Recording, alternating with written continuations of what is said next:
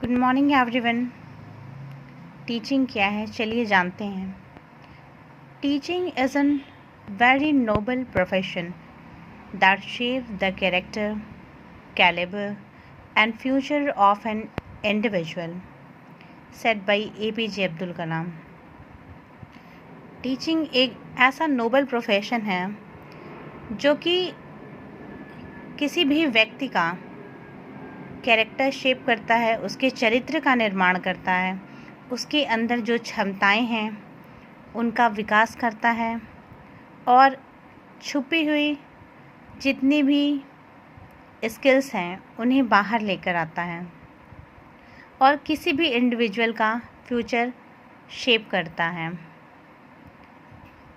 जैसे कि एग्जाम्पल के द्वारा ही हम समझते हैं कि कोई भी व्यक्ति जो अशिक्षित है, अनपढ़ है या कभी स्कूल नहीं गया है, तो क्यों एक शिक्षित व्यक्ति और अशिक्षित व्यक्ति में डिफरेंस होता है और क्या डिफरेंस होता है, चलिए जानते हैं। किसी बालक को स्कूल आखिर क्यों भेजा जाता है? शिक्षा ग्रहण करने के लिए। तो बेसिकली वह शिक्षा उसके अंदर बौद्धिक चेतना का विकास करती है और उसके अंदर सोचने समझने की क्षमता का विकास करती है और उचित ढंग से, सुनियोजित ढंग से यह विकास होता है।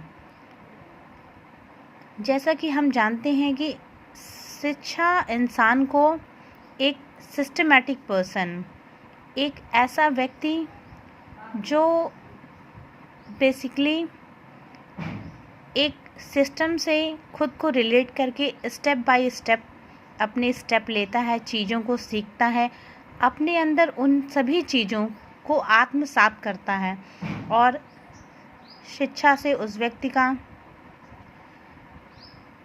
विकास होता है और यह विकास बहुमुखी प्रतिभा का विकास होता है और उस व्यक्ति का सर्वांगीण विकास भी होता है।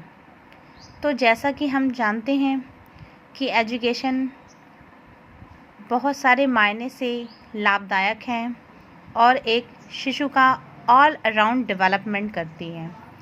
Education is a thing which not only portray the characteristics features of any of the individual, but it prospers a person, an individual person, as a versatile personality on its own. And it not only flourishes the growth of that individual person, but it makes it happen in various dimensions. And it not only flourishes the growth of any of the individual, but it brings versatile personality in his development, and it brings so many skills which is already sustaining in that individual, and it portrays, it brings out on the surface. Actually, it not only means the hidden talent whichever is available in that specific person, it not only brings that specific dimensions in that specific person, in that particular specific student, but it flourishes the growth of that individual as well. हम एक सामाजिक व्यवस्था में ही देख सकते हैं, अपने घर में देख सकते हैं। जैसे कि एक स्त्री शिक्षित है तो वह हर चीज़ों को व्यवस्थित करके चलने में खुशी का अनुभव करेगी, सुख का अनुभव करेगी और सभी चीज़ों को व्यवस्थित ढंग से रखेगी। तो यह शिक्षा जो ऑल अराउंड डेवलपमेंट पर फोकस करती है, हमें जीवन जीने की कला सिखाती है और सुनियोजित ढंग से कैसे ज़िंदगी को जिया जाए, हर चीज़ों को कैसे प्रॉपर वे में किया जाए। किसी भी चीज़ को करने के कई तरीके होते हैं। कुछ लोग व्यवस्थित ढंग से करते हैं और कुछ लोग अव्यवस्थित ढंग से। तो जो सुनियोजित ढंग हमें पता चलता है, हम सीखते हैं, खुद को व्यवस्थित करते हैं। यह शिक्षा के द्वारा ही संभव है। तो आगे बढ़ते हैं और जानते हैं कि न्यू एजुकेशन पॉलिसी क्यों लाई गई। According to the new education policy 2020, education is fundamental for achieving the full human potential. Education is fundamental for achieving full human potential. Education इसलिए है ताकि फुल ह्यूमन पोटेंशियल को यूज़ किया जा सके और जो भी हिडन टैलेंट है उसे बाहर लाया जा सके और उसमें और अन्य गुणों का भी विकास किया जा सके। Developing N equitable and just society and promoting national development, जिससे न केवल सोसाइटी का विकास होता है, एक समाज विकसित होता है, बल्कि यह नेशनल डेवलपमेंट, यह राष्ट्र के निर्माण में भी हमें मदद करता है। Global education development agenda reflected in the Sustainable Development Goal 4 SDG 4 of the 2030 Agenda for Sustainable Development adopted by India in 2015 seeks to ensure inclusive and equitable quality education। तो सभी को समान शिक्षा प्रदान की जाए and promote life long learning opportunity for all by 2030, और सभी को समान शिक्षा के अधिकार प्रदान किए जाएं बाय 2030 तक। Every human being often reflects the learning that he has received from his elders, parents, family members and teachers. तो हम देखते हैं कि हमें जो लर्निंग, जो भी चीज़ें हम सीखते हैं वो हम अपने बड़ों से, पेरेंट्स से, फैमिली मेम्बर्स से और टीचर्स से सीखते हैं। We spend almost 20 to 25 years of our life in the formal learning. ये एक फॉर्मल लर्निंग होती है जो कि जिसमें हम परिवार के सदस्यों के साथ रहकर उनके साथ भी सीख रहे होते हैं और अपनी एजुकेशनल इंस्टीट्यूशन में भी सीख रहे होते हैं। Education is the most important foundation of success, और एजुकेशन बहुत ही महत्वपूर्ण है हमारी सफलता प्राप्त करने के लिए।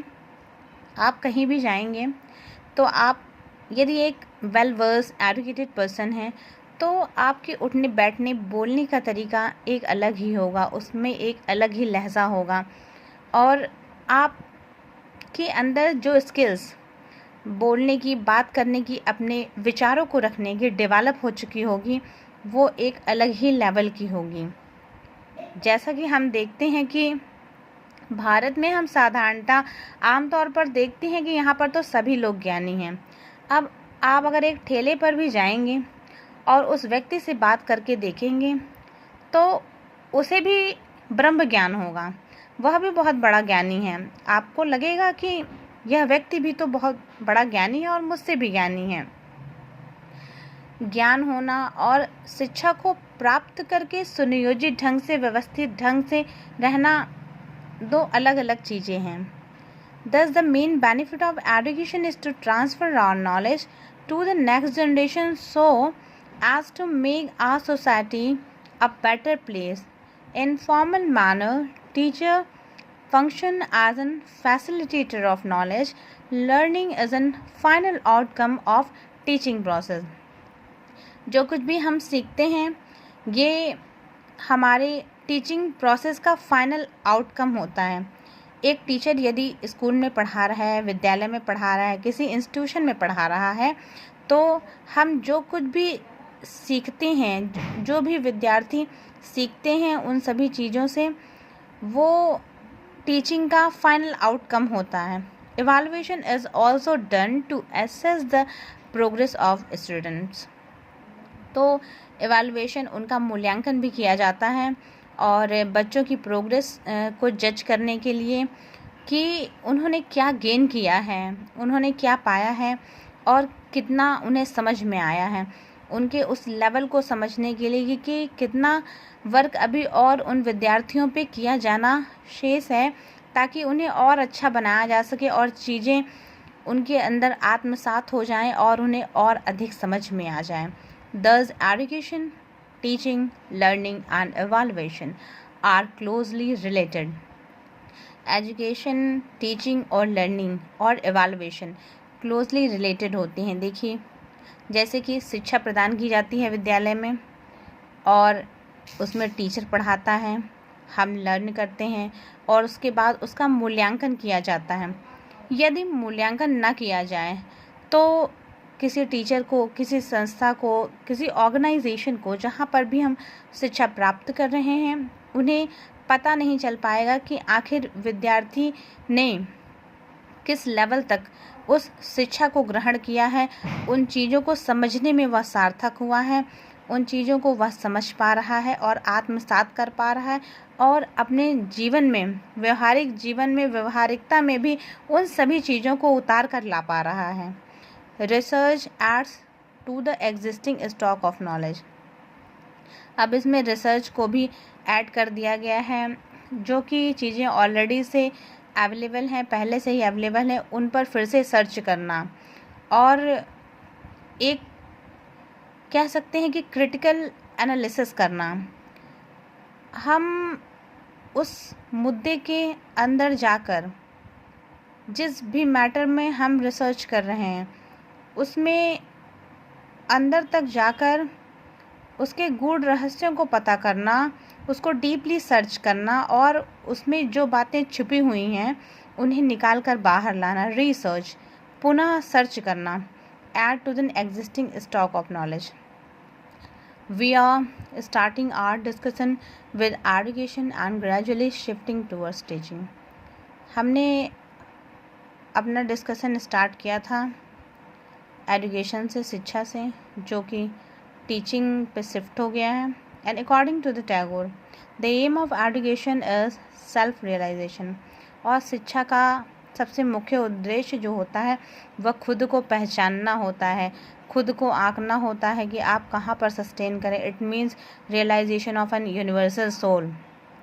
यूनिवर्सल सोल, जो सार्वभौमिक सोल है या यूनिवर्स है, उसके बारे में जानना होता है, खुद के बारे में जानना होता है। इज़ वन सेल्फ, खुद के बारे में जानना होता है। It is the process which cannot be realise without education.